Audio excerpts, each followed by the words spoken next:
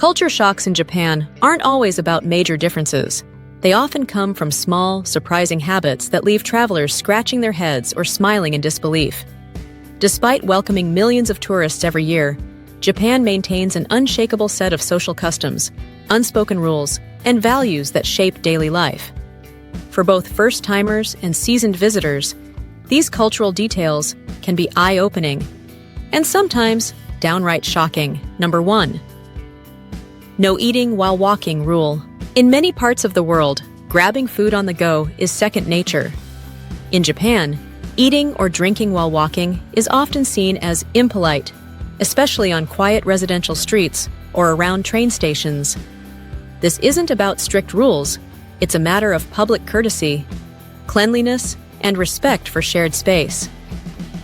Japanese culture places a high value on keeping public areas clean and undisturbed. Eating in motion can lead to spills, litter, or odors that disrupt others, something locals try to avoid. In places like Harajuku's Takeshita Street, Asakusa, or during seasonal festivals, you'll find taba-aruki zones where strolling and snacking go hand in hand. Think sweet crepes, skewers, and taiyaki. Just be sure to check for signs allowing it. Fun fact: in front of popular snack shops, signs often politely remind visitors, "Please enjoy your food nearby," or "No eating while walking." Number 2. Respectful politeness versus casual friendliness. Another major difference that catches travelers off guard is the level of formality in everyday interactions. In countries like Australia, the US, or the UK, shopkeepers might greet customers with a casual, friendly, "Hey there, what can I do for you?" In Japan, however, the tone is completely different. Bowing, honorifics, and a deep sense of courtesy are standard practice. This isn't just about good manners. It stems from omotenashi, a traditional philosophy of hospitality that emphasizes anticipation of a guest's needs without expecting anything in return. Whether at a convenience store or a 5-star ryokan, staff aim to create a seamless, respectful experience for the customer. For many visitors, it feels both comforting and slightly surreal. Being treated with unwavering politeness, even during a simple transaction, can feel like stepping into another era, one where respect is not just shown, but deeply felt. Number 3. Silence on trains. One of the first things visitors notice on Japanese public transport, especially trains, is the near total silence. No loud music, no phone conversations, no chatter. People are often either reading, sleeping, or quietly scrolling on their phones. This reflects the concept of meiwaku, not causing trouble or discomfort to others. Even in crowded subway cars, the atmosphere is often meditative. Tour tip: if you do need to speak, keep your voice low and brief, or wait until you're off the train. Number 4. Lack of trash bins. Here's a classic travel mystery. Where are the trash cans in Japan? Tourists are often puzzled when they can't find one anywhere in public spaces. The answer traces back to the 1995 Tokyo subway sarin gas attack. In its aftermath, most public trash bins were removed for security reasons, and the habit simply stuck. Over time, people learned to carry their garbage home or to their hotel, and public areas stayed remarkably clean. Some convenience stores or vending machine areas may offer bins, but on the street, you're expected to bring a bag and hold onto your waist. It may seem inconvenient, but it's part of the collective responsibility that helps keep Japan's cities sparkling clean. Number 5. Confusing escalator sides. Navigating escalators can also throw visitors off. In Tokyo, the unspoken rule is to stand on the left and walk on the right. In Osaka, it's the exact opposite. Stand on the right, walk on the left.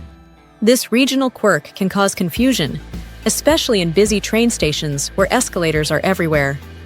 Locals will usually adjust automatically, but tourists often find themselves blocking traffic by standing on the wrong side. It's best to observe the flow of people and follow their lead. Number 6. Soy sauce eggs in plastic packs.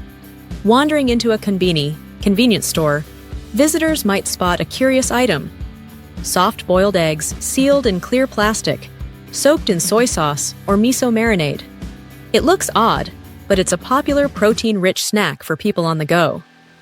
These eggs, often called ajitsuka tamago, are flavorful, affordable, and ready to eat. While the maize might raise eyebrows at first, they've become a go-to staple for locals and travelers alike. Pro tip: pair one with a rice ball, onigiri, and a bottle of green tea for a satisfying and balanced mini-meal. Number 7. Unfamiliar cuts: gizzards, liver, cartilage. At izakayas or yakitori shops, diners are offered more than just chicken breast or thigh. Gizzards, sunagimo, liver, riba, and cartilage, nankotsu, are all common menu items.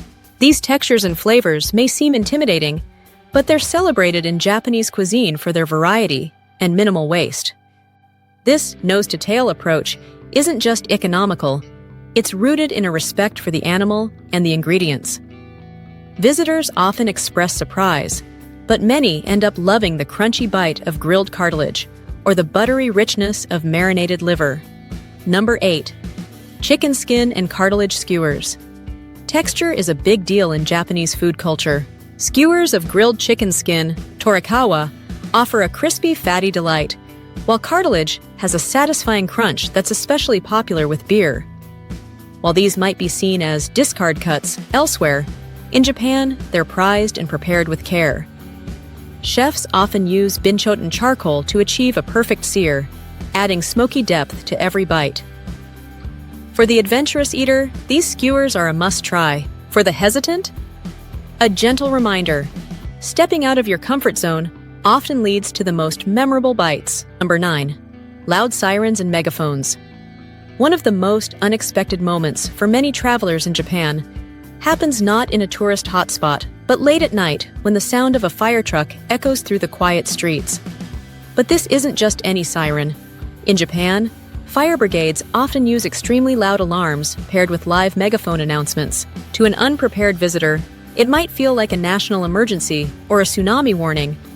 But rest assured, there's no need to panic.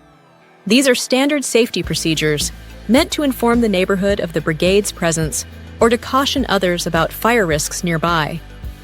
The announcements are typically in Japanese and may sound urgent, but they're just part of daily operations. Number 10. Slow walking pace. In cities like Kyoto or smaller cultural towns, visitors often notice a striking change in pace. Locals walk slower, take their time crossing streets, and stroll with intention, especially around temples, shrines, and historical districts. For travelers from fast-paced cities like Sydney, London, or New York, this can initially feel frustrating. But it's more than just a difference in walking speed. It's a reflection of how time is experienced in Japan. This slower pace encourages mindfulness and appreciation of the environment. Instead of rushing through a sightseeing itinerary, visitors are invited to slow down, look around, and soak in the scenery. Pro tip: adjusting to this rhythm not only improves the travel experience, but also helps avoid accidental collisions in narrow streets and crowded lanes. Number 11. Fashion forward or just cosplay. Another recurring surprise is Japan's bold street fashion. From vibrant anime-inspired outfits to perfectly coordinated vintage ensembles, the range of styles can be astonishing. For many visitors, it's hard to tell whether people are attending a themed event or just expressing themselves. Places like Harajuku, Shibuya, and Shinjuku are famous for their fashion scenes. Locals, and sometimes even tourists, use clothing as a way to showcase personality, subculture affiliation, or seasonal trends. Traditional garments like kimono and yukata are being mixed with modern elements. Think sneakers with hakama pants or Godzilla-themed hoodies paired with streetwear. What might seem like cosplay is often everyday wear in areas where self-expression is celebrated. Number 12. Plastic bag revival. For travelers coming from places where single-use plastic bags have been banned, receiving one at a Japanese supermarket can feel like stepping back in time. Yes, plastic bags are still offered at most stores in Japan.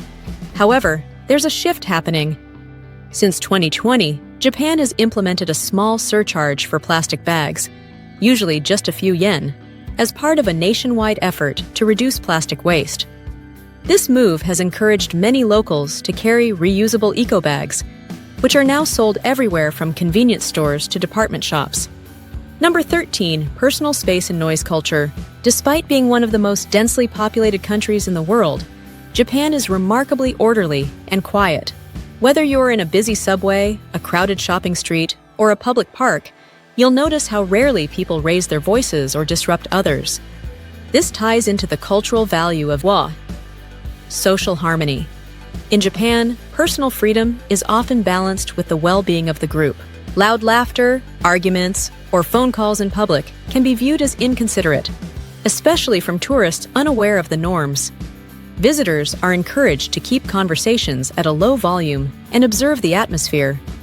Being mindful of one's presence not only shows respect, but also enhances the experience of being part of a culture where tranquility is valued. Number 14. Grave naming and marriage traditions. Among the more complex and lesser-known culture shocks is Japan's approach to family names and burial customs. In Japanese tradition, when a person marries, they typically adopt their spouse's surname. But here's the twist. If that person remarries a third time without reverting to their original family name, they may not be eligible to be buried in their original family grave. This practice reflects deep ties to ancestry and family lineage. The haka, family grave, isn't just a place of rest. It represents generational continuity, identity, and spiritual belonging. This tradition can be surprising even for long-term residents. It underscores how, in Japan, decisions about names, marriage, and even where one rests after death are often connected to family honor and legacy. What culture shock surprised you most in Japan? Or what do you think would surprise you if you visited? Leave a comment below and share your experience. And if you're ready to go deeper, hit that subscribe button so you don't miss it.